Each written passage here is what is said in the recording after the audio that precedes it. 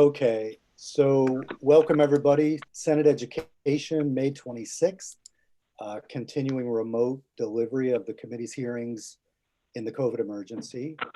I see Becky Wasserman now, so we're good to go.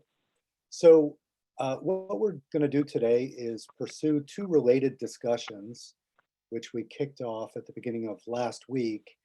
And that has to do with the House bill, I think it's H209, school construction aid, and the idea behind their bill being to get an inventory of what's going on in the schools, and also to get the state ultimately back into the business of helping with school construction more directly. So in the course of that discussion and speaking to Mr. Etkind, we developed a kind of parallel track where we were thinking about air circulation systems, HVAC systems, and the necessity of making sure those are updated and replaced if necessary before school opens. So I'm getting some feedback from somebody. I suspect it's the treasurer. So we'll see when you speak to us, Beth. But what I'd like to do is start with Treasurer Pierce and have her speak generally to the idea of extending aid for school construction again.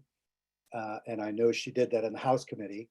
So we'll hear her thinking, and then we may bounce a little between the two discussions, but the idea, as the agenda lays it out, is to deal with general school construction, and that would include David Epstein, who's joined us from Truex Collins in Burlington, and then second, to go to the more specific discussion of air circulation systems due to the COVID crisis.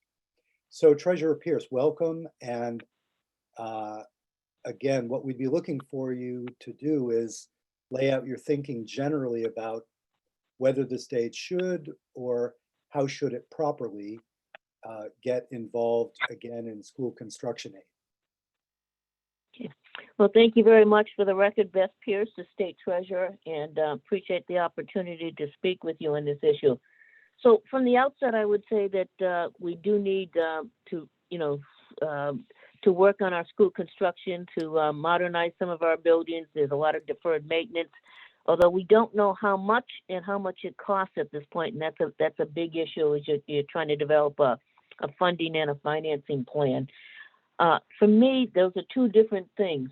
Financing is something where you capture or you leverage a stream of revenue and then pay it back over time so that you can use it in the current period. Funding refers to generating a stream of revenue, and that's important as well. A few years back, actually it was longer than that, 2009, we worked on something called the Transportation Infrastructure Bonds and program to assist us in taking a look at our bridges and the quality of our bridges and the needs for improvements and a way to fund it. And we did both. First, we'd identified a revenue source, which was a motor fuel transportation infrastructure assessment, and then looked at ways that you could leverage those and get some work done on the early side. So I think that that's kind of the standard that I would have as I'm looking at these things and how you could do it. One of the problems we have is that there's a great deal of need, whether it be clean water, housing, energy efficiency, and obviously school buildings as well. And there are merits with each one of those pieces. We have in our capital budget right now, that institutions committee works with, we're in the second year of a biennium. So when we recommend, that would be the CDAC committee, which looks at the debt affordability that we have in any given year. And we actually do this on a biennium basis. And our combined biennium, which is right now fiscal year 20 is the second year of that biennium, I believe. It's $123,180,000, and that is, again, over a 2-year period. We and I'm gonna take that back. I think it's the second year, second, coming up for a new biennium. But the amount that we're issuing is actually more than we're retiring. So the state debt, outstanding debt, going up, expected to continue to rise from 2020 to 2025, and then remain in that range, a kind of a steady period until about 2030. So that creates a mismatch. So you have limited resources, and you have a number of pressures to basically fund or finance, again, that word, through our debt authorizations. We are going to look at the parameters and the metrics related to our debt. This is going to be in the fall, and the committee, the CDAC committee, will be taking a look at what are the metrics that we use and how do we compare ourselves peer to peer, taking a look at other states that are highly rated. But more importantly, from my perspective, the rating is extremely important, but more important is the cost to the taxpayer. And for us, that creates a little bit of an issue with how do you fit all those various needs in there. So I'm a little confused, and I will listen to your testimony about some of the dates. I saw a period suspends on a period of suspending ends on 6/30/19. So I'm trying to work through all the dates and the mechanics of that. But for me, in order to do this, there are a couple of steps that need to be done. Number one, you need to set it, define what the need is, how much. What is the situation in terms of our school infrastructure, and how much is it going to cost, and when do you need to do it? And secondly, you need to identify a revenue source to do that. And before you remove any suspension, you need to have both of those pieces. And we're willing to help. I know that Finance and Management has actually taken the lead role in the bill as 209. But we're willing to have a conversation and help where we can. We are kind of limited in what our resources right now. But I think that before you say how suspend and then start doing this and the mechanics of that, you need to know how much is it going to cost, and when does that service need to be delivered. So the how needs to happen before the financing or the what, needs to happen before the how can happen. I think that there is a concern that I have is that you may be setting an unattainable expectation by schools if the funds are not available to do this, and you open up for some type of renewal of this process before you know the scope. So I would recommend again that those steps need to happen to identify the need, and again, where is it, what type of need, what's the cost, and then identify a revenue source to manage that. If you take a look, one of the programs that people talk quite a bit about is the Massachusetts School Building Authority. And they did both of those things, just as we did with the transportation infrastructure bonds. They first identified what that resource would be, and they took some portion of a penny, or I'm not sure the amount, off the sales tax to fund it.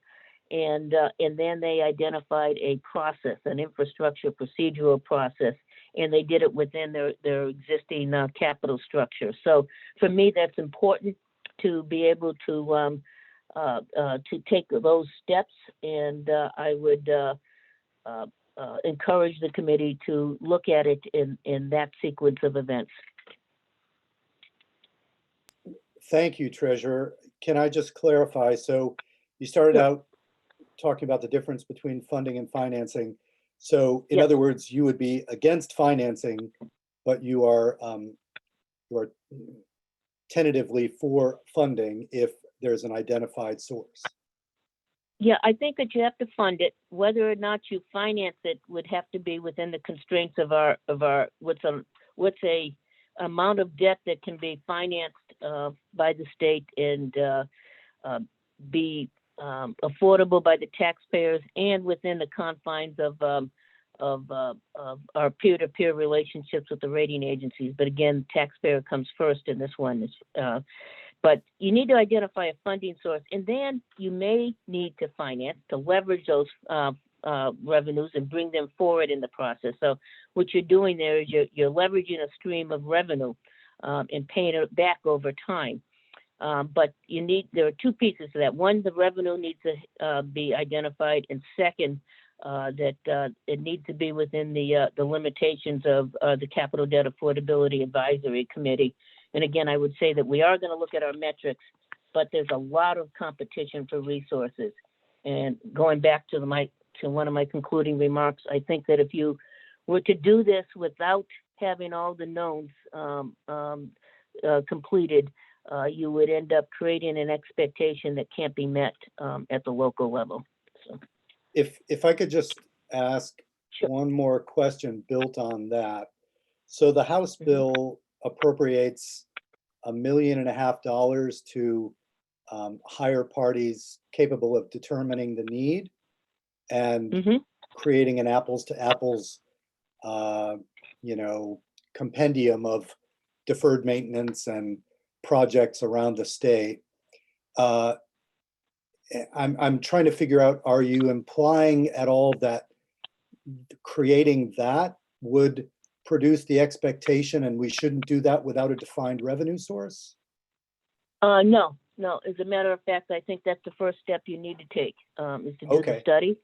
And I would say that study needs to emphasize the cost of doing it as well. So going back to what we did when we created that revenue source, the transportation infrastructure, motor fuel transportation infrastructure assessment. That's a long-winded way of saying it, but we first looked at the conditions of the bridges, the time period in which you needed to address them, so some timing, and then identified a revenue stream to go with it, and then talked about financing. And I think what's changed since then is that we recognize that our financing levels need to be constrained so that we're not putting undue burden on the taxpayer. Recognizing they also want good schools, and I thoroughly agree with that, but I think that you have to identify a viable, predictable revenue source. And I think that's not one-time dollars, but dollars that are predictable over time, that are reliable and measurable. And if we do that, I think we can meet this need. Questions from committee members for the treasurer? Senator Perchley. Thank you, Treasurer.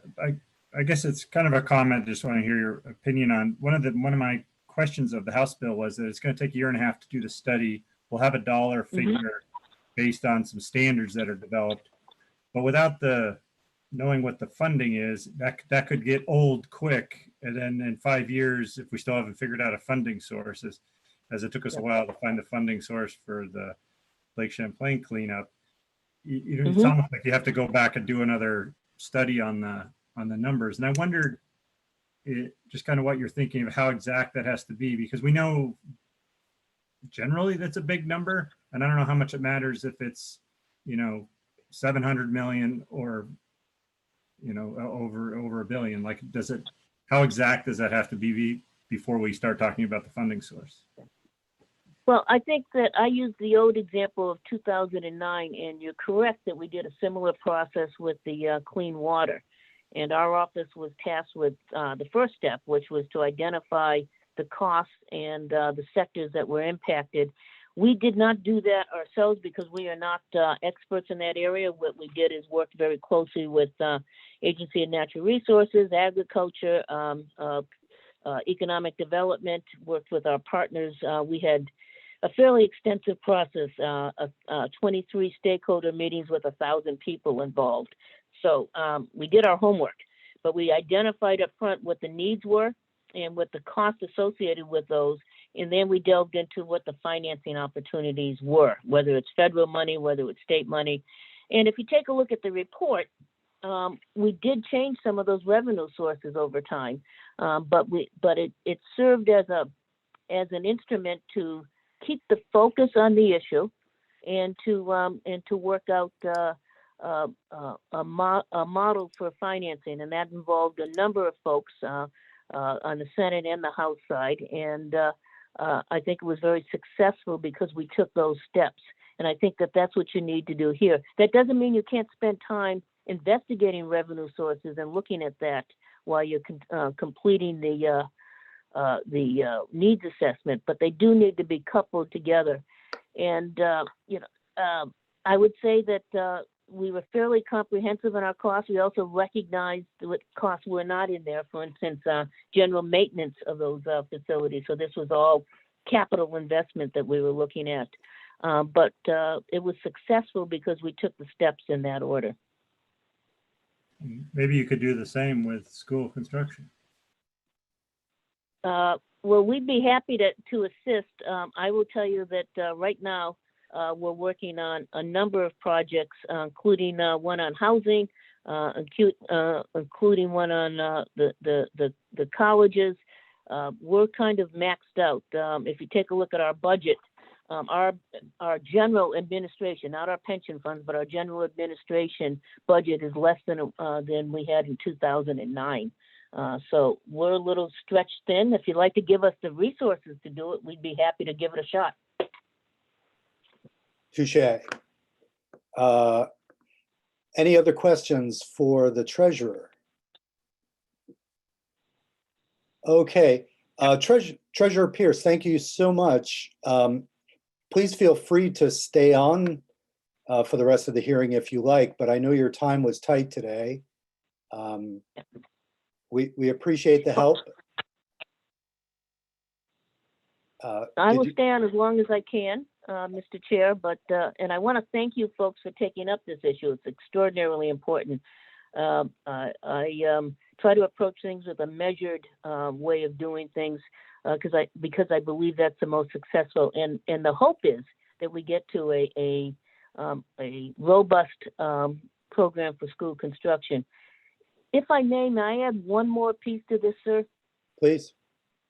Okay, so I was looking at the infrastructure bill that was produced on the House side of Congress, and it was first introduced and it was fairly sizable. It's over $900 million, and I think it's a very good bill. I know that that's been put on the back burner, and there will probably be some significant changes in that bill if and when it gets to both the House and the Senate. A couple of things that I saw in it. Number one, I was very pleased that it was green, that there was a lot of money for environmental issues in it, and that was something I was very pleased to see. But what was noticeably absent was school building as an infrastructure category, and I would recommend, to the extent that we can, conveying that to a congressional delegation and to others, that is, if and when they pick up the infrastructure bill again, which might provide some really needed assistance at the state level, that there be a push to make sure that it includes two things. One is school building, and secondly is affordable housing. And that would be my a second recommendation I would have for you. Thank you. Okay. Okay, so the treasurer, I guess, will hang on and listen. Secretary French, welcome. Before you joined us, I was saying that we have two tracks going on today. One is general school construction, the discussion coming out of the House Bill H209. Love to hear your thoughts on that if you have any to share at this point. The other thing is Mr. Etkind, who you see on your screen probably, got us thinking about planning for the fall and specifically air circulation systems in buildings, because those have such a powerful effect on spread of the virus or inhibition of spread of the virus. So I'd like to stay with the general school construction theme first. We also have David Epstein from Truex Collins, who's going to speak to that. But I wanted to ask your time constraints, can you be with us for the whole hearing, or do you need to leave at a certain point? Thank you for inviting me, Mr. Chair. I'm here till 3:30 is what I have on my calendar. If that's Oh, okay. Well, let me ask you this. Do you have, well, let's, just to keep it simple, let's move to David Epstein, staying with the general school construction theme. Just a reminder that the House bill called on AOE to help create new standards for buildings, and then to hire a third party to conduct a needs assessment around the state at a cost of about $1.5 million for that. So David Epstein is an architect. Is that correct, Mr. Epstein? That is correct. Thank you. Right, and he has a special interest and experience set around school construction. So welcome, and feel free, Mr. Epstein, to tell us whatever you think we should know. Okay. Well, thank you, first of all, for inviting me. As the chair said, my name's Dave Epstein. I am an architect. I've been working in schools for a long, long time. I been working on K through 12 schools all over the state and internationally. And I got involved with this this effort. I think it was not this. Probably 2 years ago, there was the first H209 arose, and I was active in trying to educate legislators about the need for school construction aid. And then the last session, there was also a similar push, and there was also a miscellaneous ed bill that called for a study group. And when that didn't pass, I decided, why don't we have a study group anyway? And so I organized a group with Jeff Francis's help from the VSA of superintendents and facility managers, business managers. Secretary French joined us on occasion for a few meetings as well. So we had a very robust conversation, a series of meetings in fall of 2019 and spring in anticipation of this session. And so this session, we've met several times with House Education, with institutions. We've met with Secretary Pierce.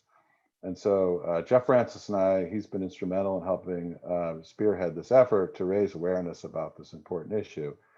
I've prepared a very short presentation that I'd like to walk you through, if that would be okay. Sure. And I will share my screen if that's okay. I don't know what the, can that be made possible, or? Jeannie? Or Jeannie, could you put the presentation up? I did send it. It may take me a while. I was not. Do I have it? Let me suggest.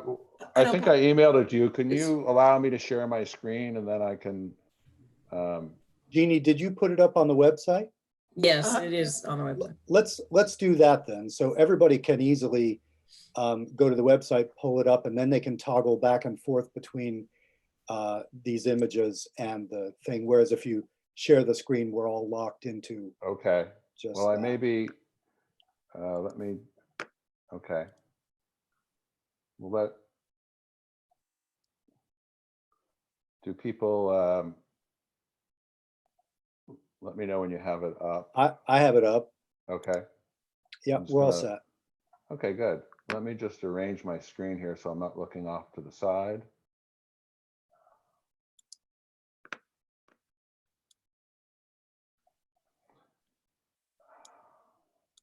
One second.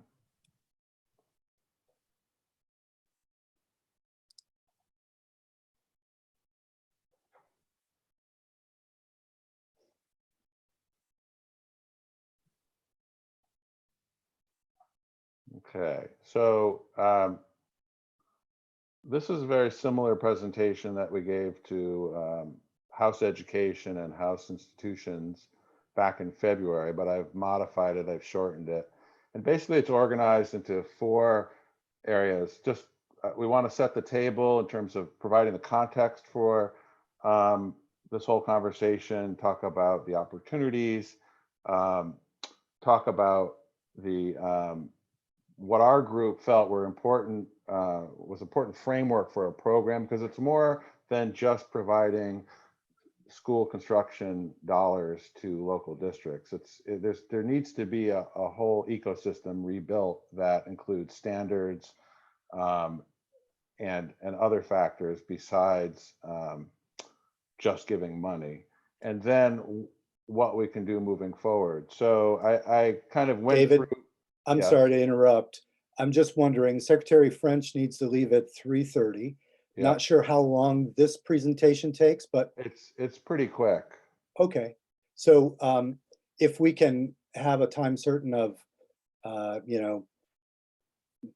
or 10 after, 3. Yep. I would say 10 after should not be a problem. Okay, great. We And can then always loop back to some of the points if after the people want secretary to. goes, you can come back and finish. Does that sound good? Yeah. Okay. Yep. Sure. So these are some of the groups that were part of our ad hoc working group: superintendents, architects, facility directors, the EduCiv Education, the Vermont Community Bond Bank. I'm going to the next slide. This is just a very brief history. Ironically, there were 2,500 school boards in 1892, and the state forced them to merge into one school district per town, and that was called the Vicious Act of 1892, because people couldn't believe that they had to consolidate from their one-room schoolhouse school board to whole town. So it's really nothing new. The resistance to consolidation. But basically what's happened is there was a big building boom in the post-war era, and then in the 1990s when there was a population boom, and there really has been little to no significant work since the 1990s. So there's many buildings, that are 60, 70 years old. There's many buildings that have had additions, and those are now almost 30 years old. So and there hasn't just been a lot of work done since then. And the next slide just shows deteriorating conditions on one of our projects. It's it's pretty disheartening to see these districts are just not able to keep up. There's also, I think one of the things that's really important to understand is that it's not just that the buildings have gotten old, it's also that education has changed. It's changed from teacher-centered instruction to student-centered learning. The schools are providing way more support services than they used to. The post-war school had, a multi-purpose room, a small administrative pod, and a bunch of classrooms. So now we have school-based clinicians, we have speech and language pathology, we have special ed, we have a whole group of supports, a whole array of support services, and they have no place to work. My wife is a school-based clinician, and her last job, she's working in a gym closet. While balls were, gym was happening and balls were being thrown against the wall. This is typical. Often they're in copier, storage rooms, sitting alongside copiers. So this new paradigm of educational delivery has different space needs than the past. And so the buildings were built for one educational model. That model has changed. The buildings haven't. So it's not just the infrastructure. And I can't emphasize this enough. It's also that education has changed and these buildings have to be modernized. That's why our group is focused on the term modernization and not, infrastructure repair, because infrastructure is like the roof, the HVAC equipment, the windows, but that doesn't get at how spaces should be arranged so the kids can learn best and the kind of spaces that should be provided so that kids can learn best. So now I'm going to go to the next slide. Obviously, part of the context is declining enrollment. And one of the things that getting the state involved with school construction would also give them a way to forward their policy goals in terms of that. Then finally, we have the moratorium where there's been very small amount of work done since 2007, and there's a huge backlog of projects. And one of the really troubling aspects of this is the inequity that has resulted between towns that can afford to do work on the buildings and towns that can't. And that just continues to grow wider and wider as time goes on. Working with the Vermont Community Bond Bank, I don't know if people have seen this slide before, but if you look at the column with the totals on it, at the bottom, it's $915 million. That's all of the construction projects since 2008, since the moratorium, plus the ones that are on the books. Now, they did include the South Burlington one, because this was done before the bond vote, but take that out, you still have 700 million. They're probably gonna do something in South Burlington, so maybe it's not 200 million, but maybe it's 80 million. It's a lot of money. Right now, if you look at the column proposed in planning, it's like 575 million. And I'll talk about like some other states. I'll tell you now, like Rhode Island, when they started this process recently, 5 years ago, let's say, they were guessing that they had $1 billion in this kind of need, and it turned out to be $3 billion in need. And if you look at their numbers in terms of number of schools, it's pretty similar to Vermont. It's not that much different. So, but we'll talk about that in a minute. So this slide, I think, is pretty powerful. This is the next slide that shows the surrounding states. There's only 11 states in the entire country that don't have a school construction program. And Vermont is the only state in the Northeast that does not have a school construction program. So, other states have found a way to finance and support the modernization of schools. And I know everybody on this call wants to find a way too, but it just, my concern is that we fall behind in terms of being able to provide quality environments for our kids. So this is some research we did about different states. So if you look at, this is the next slide. Rhode Island, its population is 1 million. Our population is 630,000. They have 304 schools. We have 250 schools. So it's kind of, and you can see they have 143,000 students. We have 83, but we don't have that many less schools. So they obviously have more kids in their schools per school than we do. And this is the case where, so if you look at, we have 250 schools, they have 300. When they did their study, it came out to be 3 billion. I don't really know what it's going to come out to be for this state, but I'm guessing it's over 1 billion. So if you look at New Hampshire, in Maine and Massachusetts is sort of the poster child for school construction program. They have spent since 2007, I don't know, like $15 billion on school construction. That's just the state share. That has leveraged over $24 billion in state construction total. And people say, well, that's Massachusetts, they're a big state with lots of industry. You could run the numbers a bunch of ways, and I have. If you look at it like how much they're investing per person, and you modify that for Vermont standards, or you take a penny on the sales tax for Vermont sales tax versus what they're getting, because their sales tax is they probably generate more revenue. No matter how you slice it, we would have spent, if we were spending at the rate of Massachusetts, we would have been spending close to $1 billion since 2007. And instead, the state spent zero. So it's, it's a pretty harsh comparison.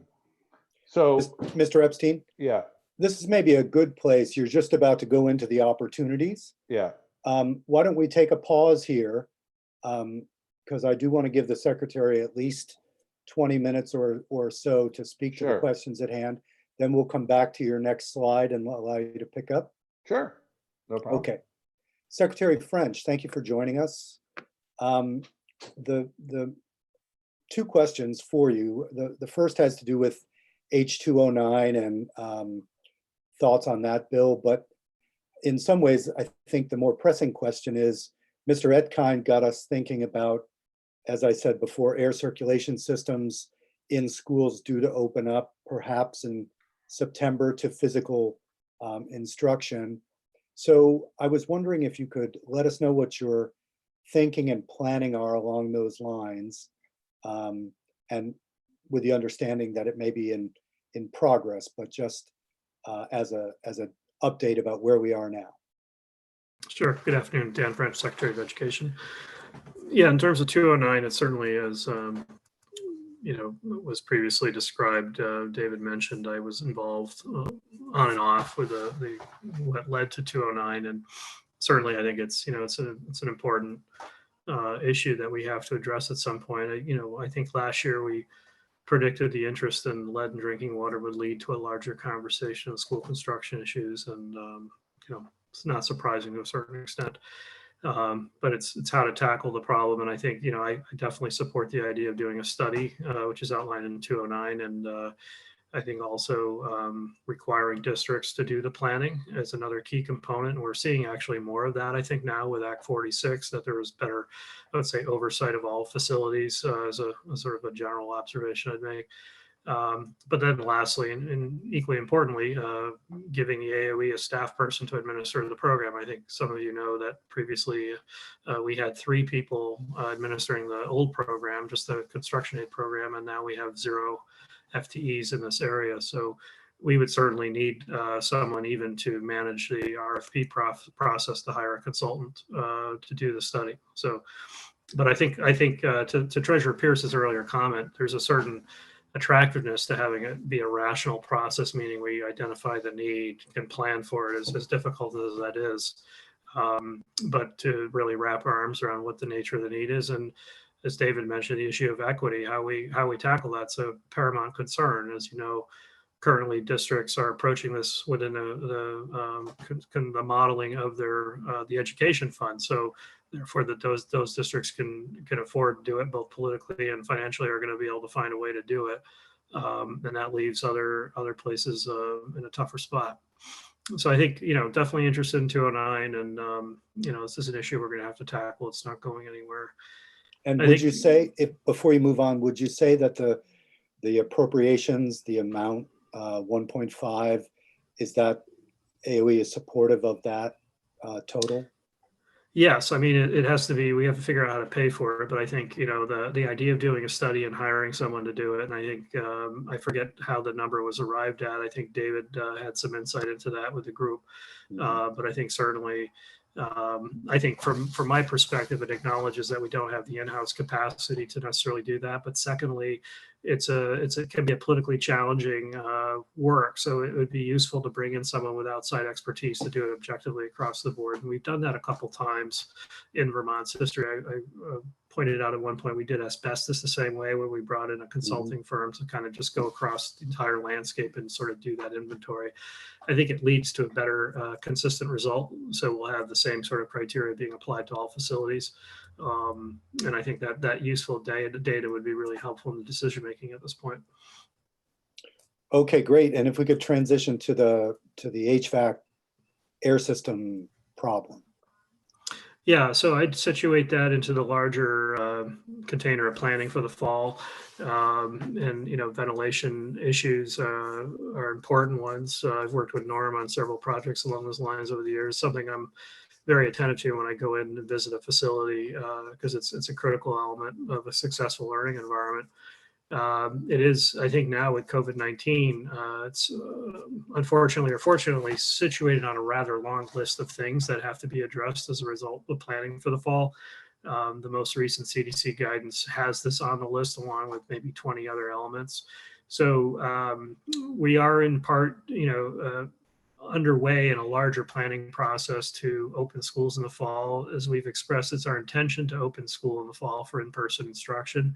But we know also that we'll also have to be prepared to do remote learning and maybe somewhere in between, we'll call a hybrid model, because we can envision, I think, next year that there'll be times when maybe all schools are closed or all schools are open, but maybe some schools are closed and some schools are open. So we have to have all those things planned out in advance. So we, as more of those sort of plans have become available, and I don't think we're in any different spot relative to other states in the country. We've sort of been gathering those elements, both nationally and internationally, of how countries and other states are approaching the issue. To distill all this complex work down quite simply, we've started with the public health information. So we had a meeting last week with our health department folks about, just in a rough way, discussing what's going to be involved in the planning. And then I have a weekly planning meeting with the superintendents, the principals, and the School Board Association, Vermont NEA, business managers, and so forth, and just the sort of senior leadership of those groups. We've met weekly throughout this emergency. This week, we're having an extended meeting. We're adding the health people to that meeting, and we're starting to articulate out sort of a blueprint for how we want to approach the planning process. And I think part of the challenge is to figure out what should be promulgated from the state level, and then what should be delegated or reserved to the locals in terms of doing their own planning process within a framework. So we're in the process of, starting that work. I think right now it looks like we'll go down a path where districts are going to be required to do a plan, not so much out of a regulatory requirement, but more out of an assurance or just out of a planning exercise for their own operational viability. And we want to have this sort of framework launched, I think, by mid-June. So folks can take advantage of any end-of-year in-services and so forth with their staff to start doing that work. But there's, back to sort of this challenge, I think, specifically on ventilation, it's just one element among many that are going to really require a focused planning effort on the part of districts. And it's the context for the fall is shaping up to be a fairly dynamic one. So it's not as simply as just planning for in-person instruction. It's also planning for transitioning back and forth to remote learning and in-person instruction, and what are the triggers and how those decisions get made along the way. So I think ventilation is important, but it also has to be, I think, situated appropriately in this larger planning context, which will be quite challenging for folks. I hear that and respect that the challenge is huge. I guess what we were thinking was the end of December date for completing work on projects that are going to be COVID funded seems like it would involve, extremely accelerated process. So if the districts are putting together their plans in June or July, one question I would have is, to what extent could we expect, are there enough? One of the reasons I asked Mr. Edkind is to try to answer the question of, are there enough specialists to complete that kind of work in 6 months, assuming upgrades, replacements, et cetera. And I know that's all going to be the fruit of your discussions over the next couple of weeks, but any thoughts on that completion before December? Yeah, I don't know. I think, we certainly, from a financial perspective, been looking at both the CRF, as you mentioned, which expires in December, but districts also, have access to the ESSER funds, which go out through September of 21. So, and I think we're all expecting additional federal monies to come down as well. But I think, just in terms of priorities, so much of what we've been doing is sort of a triage, if you will. And, you can imagine how complex some of the planning processes are with these interrelated considerations, but there are cases where this planning becomes quite simple. For example, if we don't have enough supplies to clean surfaces, that in itself could shut down a learning environment. So you can just take ventilation right off the table for the moment, because no one's going to be in the space unless we have adequate personal protection and so forth. So there's, as much as we're contemplating all these different moving pieces, my expectation is that some of this will be greatly simplified for us on things such as, do we even have bus drivers available, and so forth. So there's a lot of practical considerations that I think that will also inform the decision making. But I think, yeah, to the point, are there sufficient experts available to do the work, to line it up in a thoughtful way? I would say, just assume this wasn't a COVID-19 environment, it would be challenging to do that on a statewide basis. But with everything else going on, I don't see districts having a lot of bandwidth to put this as the focus right now, because I think there's some more fundamental things that are sort of like Maslow's hierarchy going to deserve their immediate attention, just to contemplate opening schools.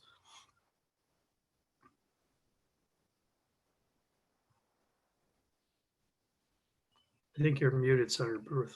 Questions for the secretary from the committee? Senator Hardy. Thank you. Thank you, Secretary French, and for all of your efforts to plan for reopening schools. I'm heartened to hear that you're going to require each school to do a planning process, because I think that will help them think through all of the steps.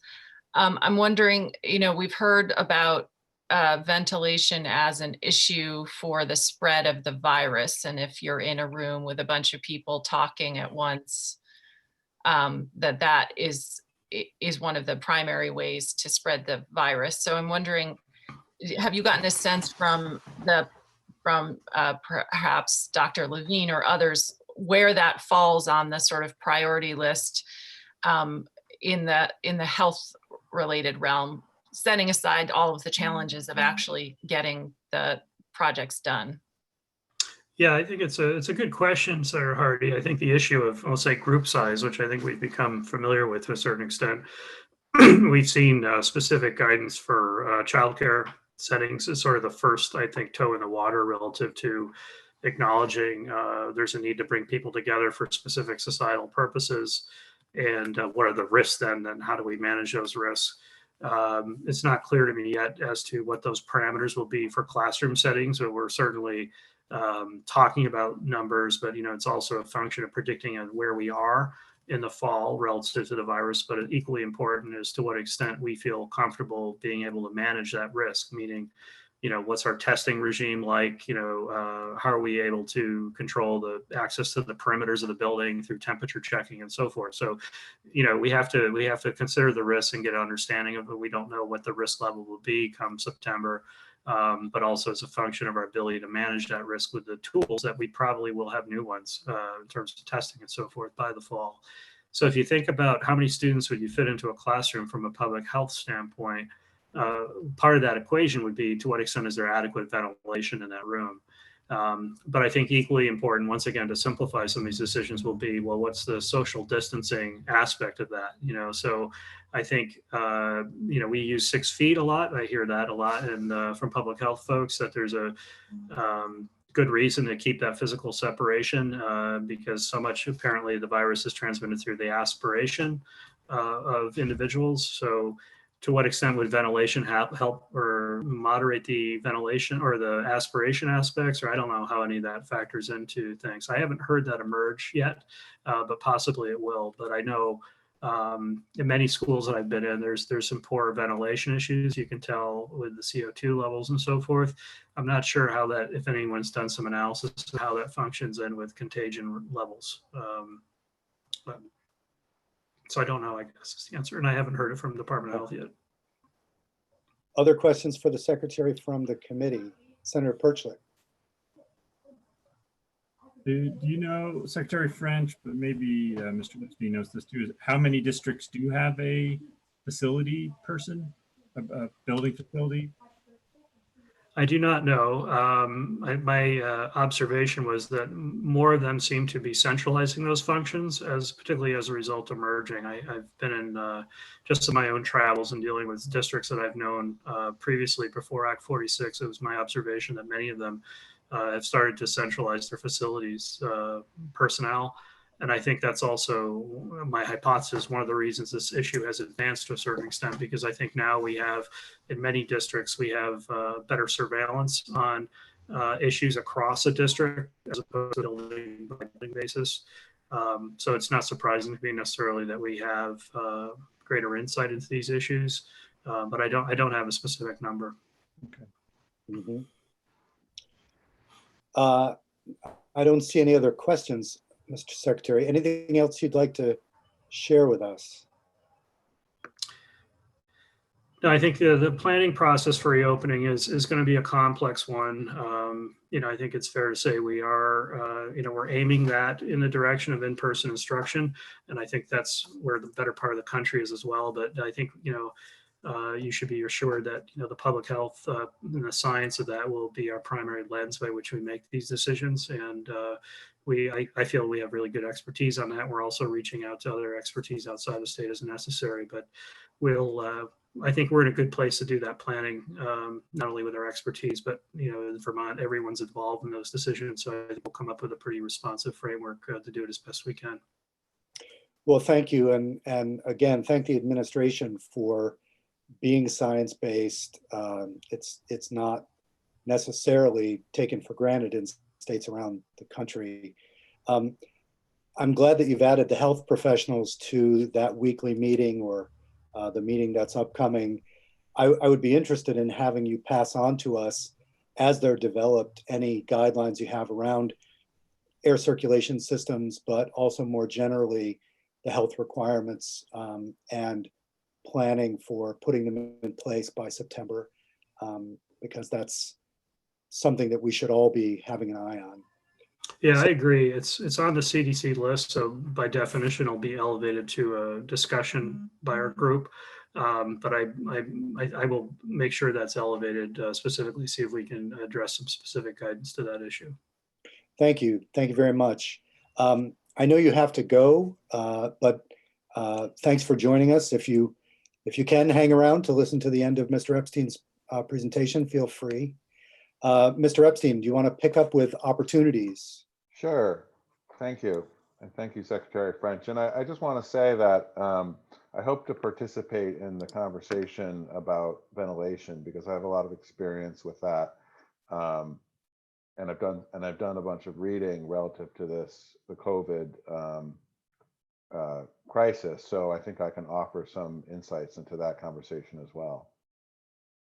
But let me continue just with this presentation. So, the opportunities here are both educational quality and educational equity. I think we talked about that earlier. There's no question, I think if you talk to educators that better learning environments lead to better educational outcomes. Not only do they speak to the students in terms of they're inspiring, but they provide more opportunities. When you think about spaces like maker spaces and hands-on learning opportunities, and in a modern school, those are really part of the educational delivery system, and obviously the educational equity piece. Economic development, workforce development, resource efficiency. All these things are opportunities with the right system. In terms of resource efficiency, the state has a hand in helping shape how taxpayer dollars are directed, helps reduce duplication of effort in nearby towns, and as I said earlier, helps school development, helps direct it in alignment with state goals. So there's a lot of opportunities. As I said earlier, we look at this as more of a stewardship program for K through 12 schools that promotes high quality learning environments throughout the state, not just an infrastructure program. And we think part of that would be the statewide survey. So we're very much in agreement with everybody who's spoken about the need for the statewide survey. Financial incentives to the school districts to modernize those facilities criteria to rank the school needs, tying the incentives to healthy and energy efficient building standards, and leadership in a person like a facilities director for each school district. And one of the things I didn't go into, but on that table, if you look at it, that shows the different states' programs, every one of those programs offers incentives to, if, for example, if you consolidate schools in Massachusetts, you get more money. If you build to certain green standards, you get more money. So some of them use carrot and sticks, but most of them use carrots. They say, here's the base amount. And then there's these adders to try and move schools, districts in the right direction in terms of energy efficiency, sustainability, so on and so forth. So that's another way that these programs can work. Similar to what Secretary French was saying, the idea that districts should be doing their own planning and having a facilities master plan that they update every 5 years, that there's additional staff required to support this program at AOE. And finally, we thought that, we're working with a lot of districts who are considering closing schools and consolidating because the enrollments have declined so much, and it's just not a sustainable model, the current one they have. And a lot of the conversation focuses on what's going to be lost, but not what's going to be gained. And we thought part of this program, if there could be small planning grants for communities so that they could create strategies for repurposing the schools in their communities that might be closing, would help them understand that this could be an opportunity and not just a loss. So there's a lot of stuff here, but we agree very much, our group and myself personally very much supports H209 because, as everybody said, funding a statewide assessment is critical to understanding what the scope of the issue is. Having, as it calls out, either whether it's AOE or an official study group to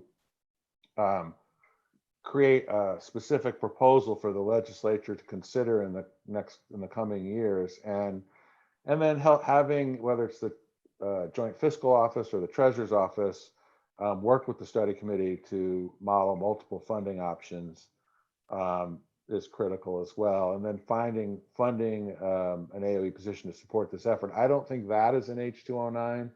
I think most of the other things in one form or another are in there. So I think it's on the right track for sure. And at this point, I'd be happy to take any questions people have. I do have a question about, in our initial pass through, we all kind of stopped over the 1.5 million.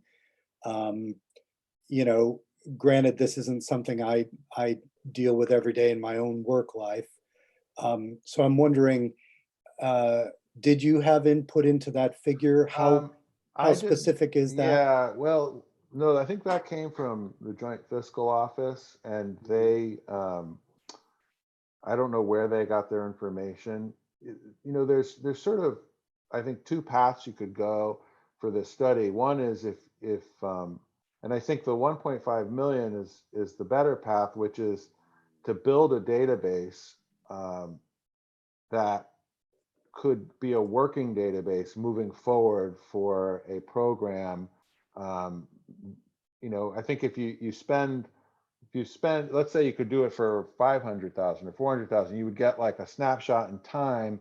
And if the legislation took years to develop, it might become dated, as was said. But I think if you build a robust database that gets populated on a regular basis and it's designed as such, then it's an investment that the state's making that could be used for whatever the future program is. So, and I think for that 1.5 million, I think that's the kind of product you would get. It would be a useful tool moving forward.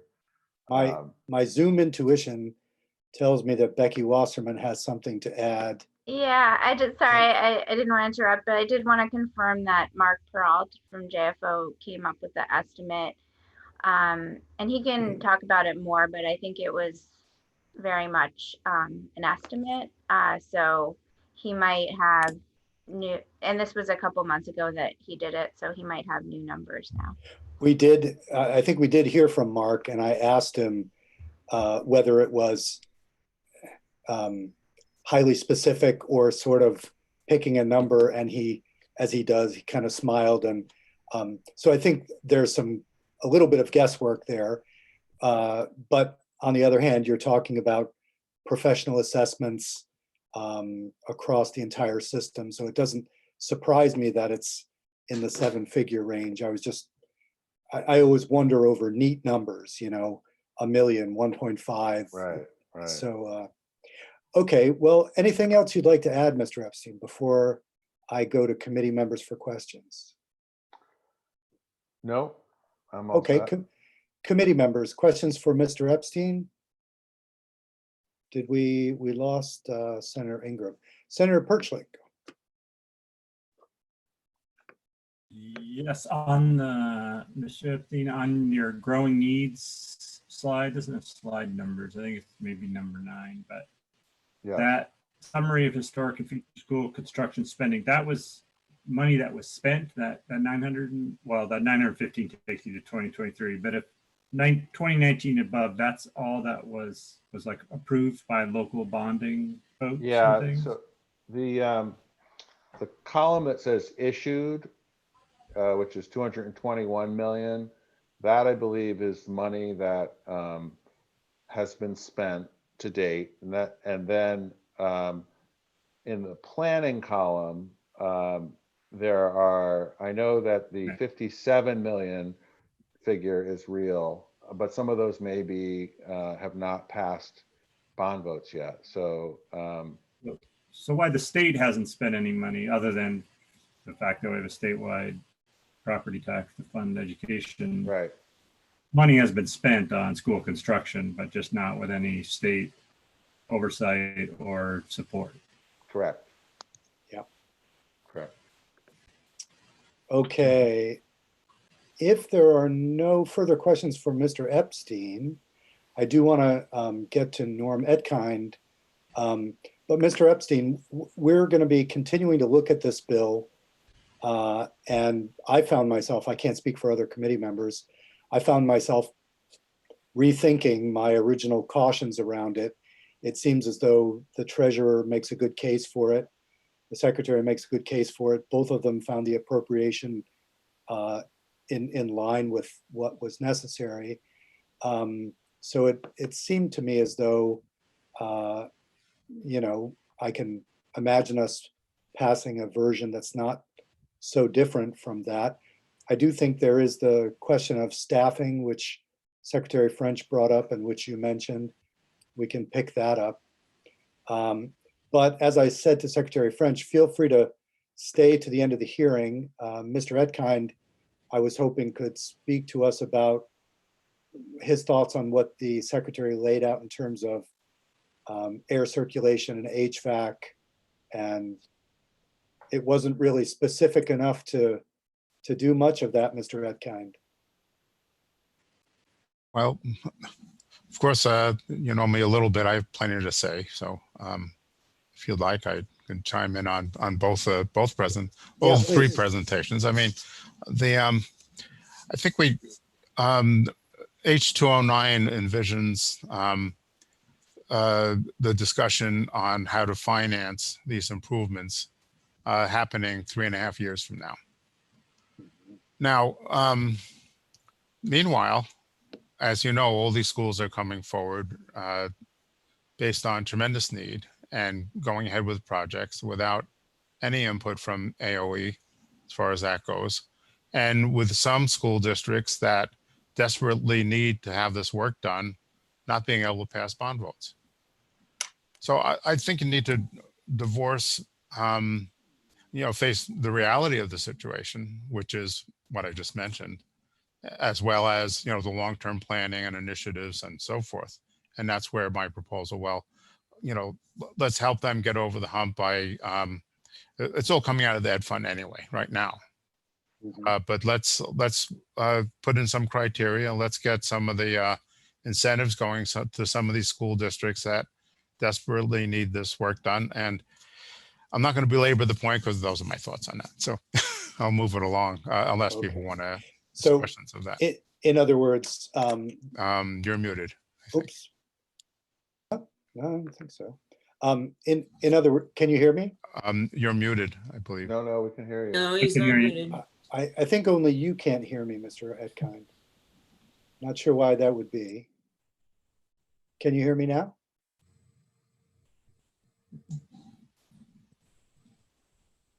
Can you hear? I can't hear you. Can you hear me? Can you hear anybody else? Can't hear anybody. Nope. Mr. Etkind has lost audio. Yeah, I was gonna. You can't hear me. How to? No. It does. Can't have any. Can you hear us now? No. You might have to Okay. sign off and sign back on. I'm gonna write him. You could write I it can as type him a message. direct him to the chat. Okay, I can hear you now. I'm sorry. Oh, you can. Okay, I great. want to see your sign, Senator. Okay. No, What did the sign say? Yeah. It said we'll get back to you, but I The forgot. Dear it's John letter, basically. it's reversed. Okay, I'm so sorry about that. I think I might have accidentally pushed on something or whatever. Okay.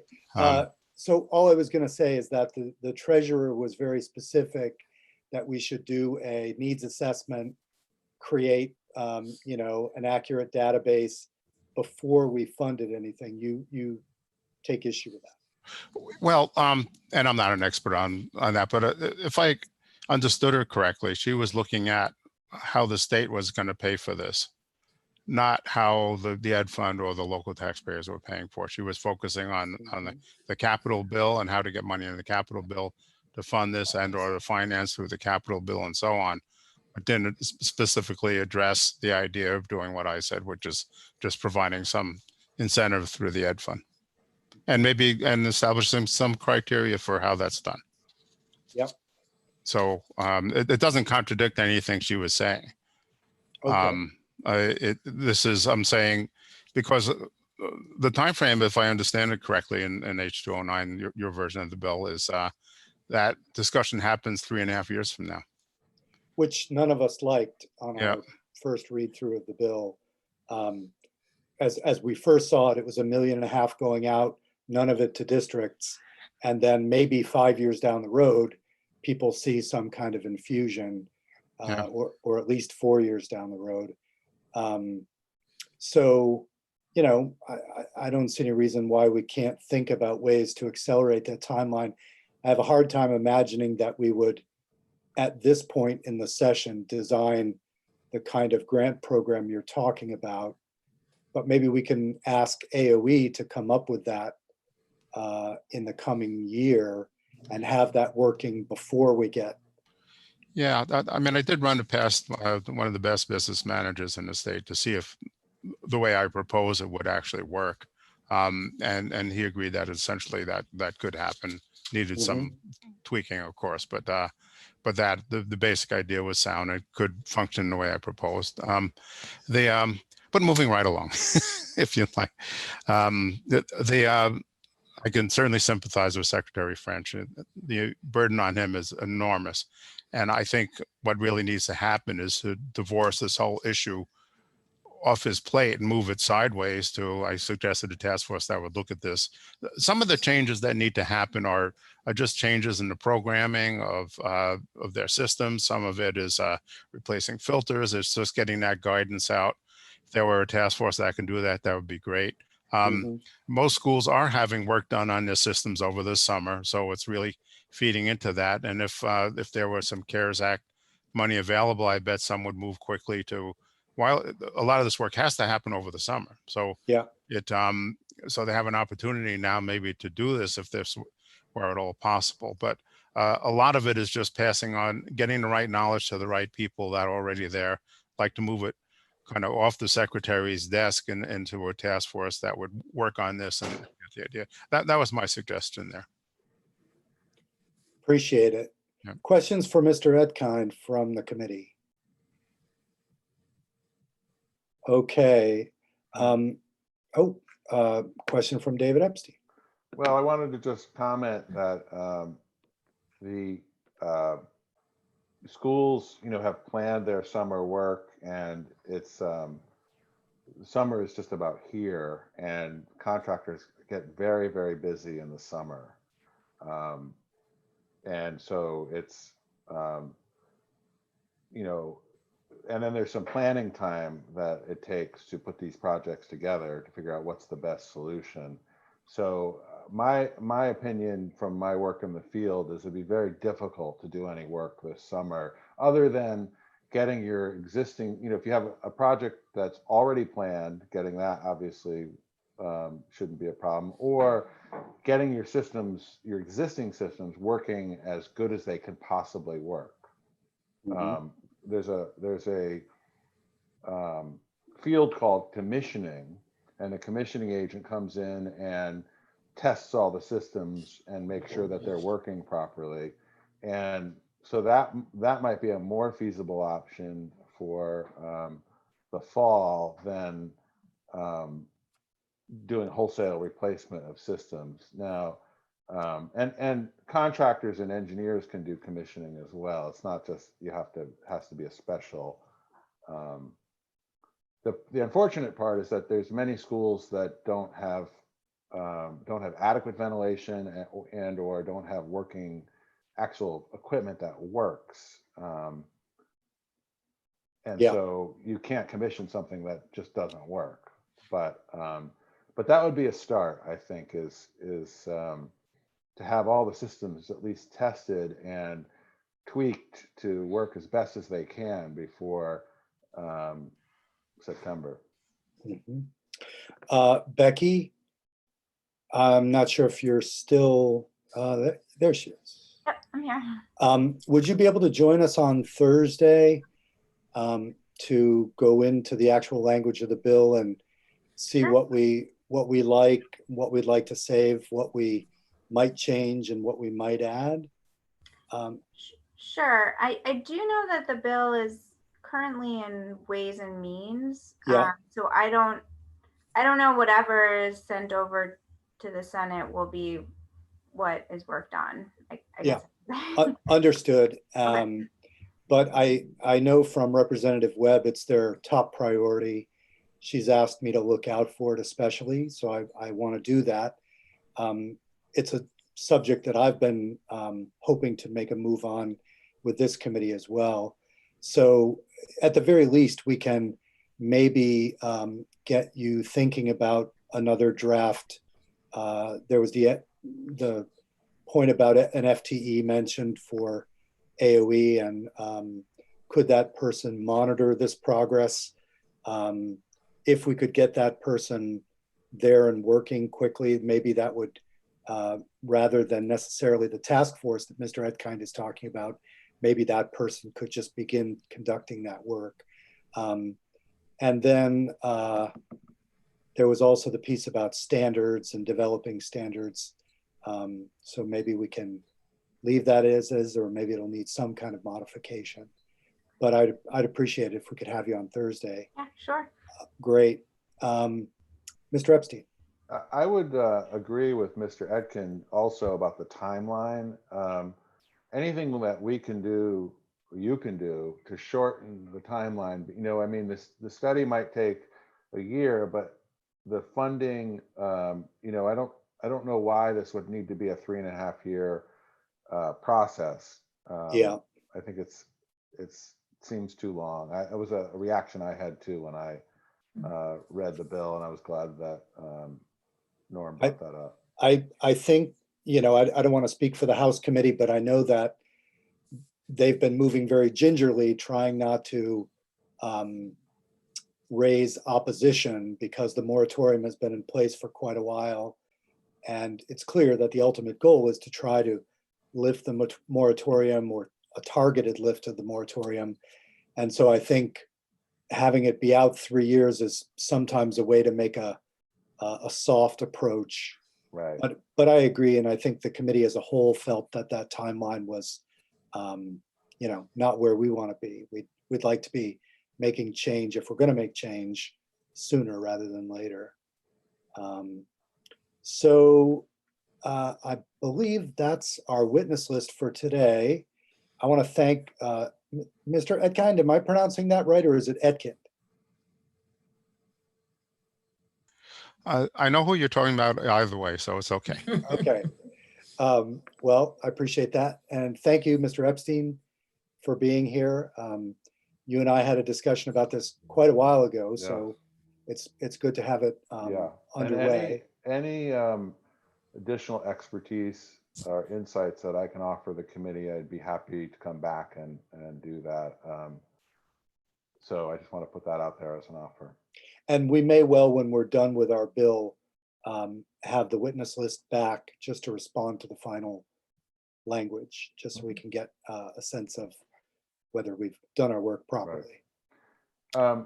If you have, I don't know if this is appropriate, but I just wanted to share in 2 minutes some of what I've read about ventilation, just so you folks are aware, because I know this is really important.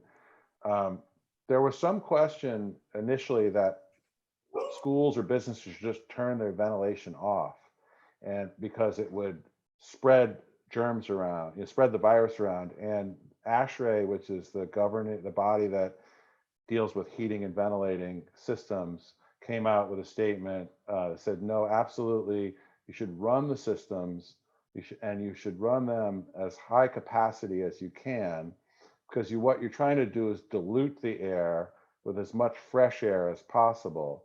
Now, a lot of systems recirculate air, at least partially. They don't bring in 100% fresh air. So that would be the goal. An ideal system would exhaust all the interior air and bring in 100% fresh air. Many systems aren't capable of doing that. But so their recommendations are to boost the capacity, the amount of air being circulated, and get as much of that when you're introducing the new air to be fresh air.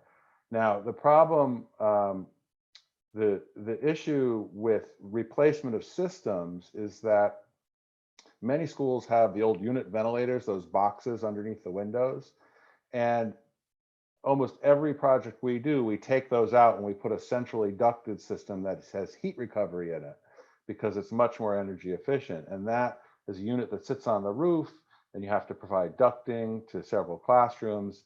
Well, guess what? That usually means you have to take the ceilings down. And when you take the ceilings down, you take the lighting down, and you do energy efficient LED lighting and a new ceiling.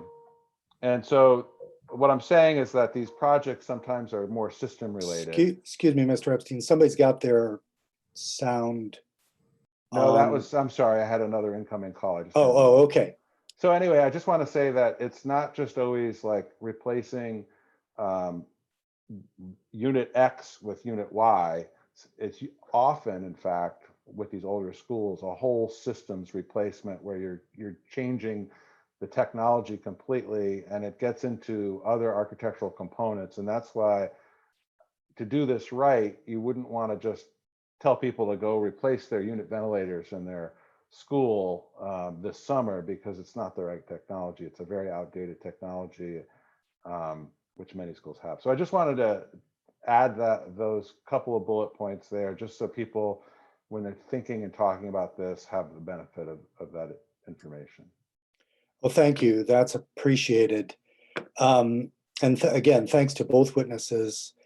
Committee, we're coming pretty much up on time. We'll finish a couple of minutes early.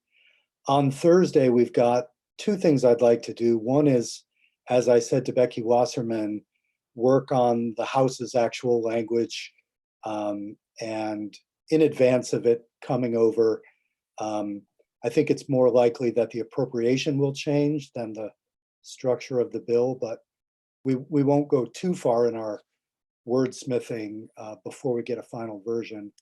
The second thing, as I mentioned before everybody was here, we did get their Act 173, or I'm sorry, their lead bill delay. And I spoke with Representative Webb today. She said that their initial version just changed the date to allow another year for lead testing, but then they got working on findings and some other stuff, and it became slightly more complicated. When they went to put findings in, she said some of the findings turned out to be inaccurate and they had to rework on them. So we'll pick up both of those bills. And I guess we're now in the remote version of the end of our normal session where we're working exclusively on House bills. And if 166 goes over to them, we may have the range of the bills that we're going to be looking at. Debbie. Yeah, I was just wondering if we were going to take more testimony about the UVM faculty situation. We will, and my thinking on that is that our committee would not produce a bill, but that we might work on language to pass to the Appropriations Committee for the budget around. So what went out today in the budget adjustment, at least, was COVID money for, replacing hardware, students Reimbursing tuition. Right, that sort of thing. Yeah. What will go out the next time will be more, there will be more of an opportunity, I think, to put bumpers on the language. So I'm happy to take a look at that. I do want to have a chat with Jane Kitchell first, because I don't want to just create a bunch of language and have her say, well, we don't do that sort of thing. So I'd like to find out the exact parameters of what she thinks might make sense, and then come back to the committee and have us try to generate, those little paragraphs that follow the numbers in the budgets. But again, being respectful of their bailiwick as opposed to our own. So that's the long answer. Short answer is yes. Okay, great. No, that's helpful. So thanks, committee, very much. And I guess I will see you all on the Senate caucus call tomorrow morning. I think we have one. And then Thursday for more of a nuts and bolts on the House bills. Okay. And thanks again to our witnesses. See you all soon. Thank you.